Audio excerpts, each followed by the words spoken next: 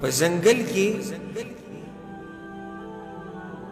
خر او اس وی وران شو، خر او اس وران په دې شو چې اس دا وی چې واښه شنی او خر وی دا سری. خر خو د دلایل بیانوي، اس چې دا مونږ چې خورو او دا ویورو دا سری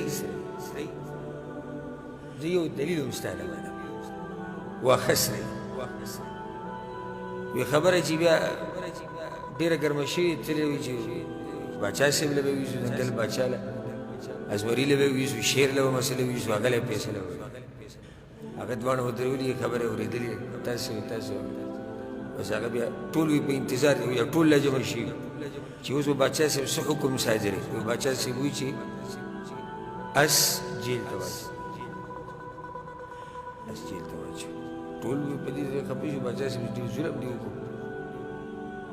دا خو تا ته هم پته دی چې واښه شنه دي او خر دې پرېښودو اس دې جیل ته ور واچوي.